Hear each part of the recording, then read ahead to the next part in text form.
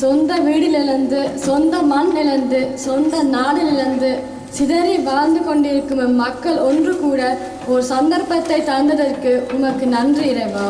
இனி வரும் காலங்களில் இவ்வகையான சந்திப்புகள் நிகழ்ந்து மக்கள் இடையேயான தொடர்புகள் உறவுகள் வலுப்பெற அருள் புரிய வேண்டும் என்று இறைவா உம்மை மன்றாடுகின்றோம். ஆண்டவரே, எங்கள் மன்றாட்டை கேட்டருளும். அன்பு தந்தையே, எம் குடும்பங்களை ஆசிர்வதியும். ஒவ்வொரு குடும்பத்திலும் கணவன் மனைவி இடையே, பெற்றோர் பிள்ளைகள் இடையே புரிந்துணர்வும் அன்பும் நிலைக்க வரம் அருள வேண்டும் என்று இறைவா உம்மை மன்றாடுகின்றோம். ஆண்டவரே, எங்கள் மன்றாட்டை கேட்டருளும். அன்பான தந்தையே, எமது கிராமத்தில் இருந்து இடம் பெயர்ந்து உள்நாட்டிலும் வெளிநாடுகளிலும் வாழும் ஒவ்வொரு குடும்பத்தையும் உமது பாதத்தில் வைக்கின்றோம்.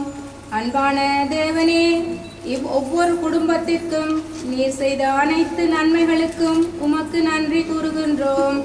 இக்குடும்பங்களின் தேவைகள் அனைத்தையும் நீர் ஒருவரே அறிந்திருக்கின்றீர்.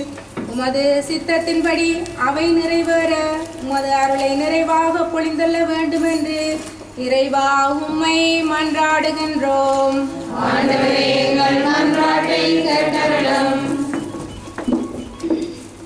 அன்பு தந்தையே இறைவா, எம் இளைஞர் யுவதிகள் இந்த ஐரோப்பிய கலாச்சார சூழலில் தடுமாறாமல் சரி எது தவறு எது என்று ஆராய்ந்து தங்கள் வாழ்வை அமைத்துக் கொள்வதற்கு உமது ஆவியின் ஆற்றலை அவர்கள் மேல் நிறைவாக பொழிந்தருள வேண்டும் என்றும் அவர்கள் தங்கள் எதிர்கால முன்னேற்றத்திற்கு எடுக்கும் ஒவ்வொரு முயற்சியிலும் உமது வழிகாட்டுதல் என்றும் இருக்க வேண்டும் என்றும் இறைவா உம்மை மன்றாடுகின்றோம்.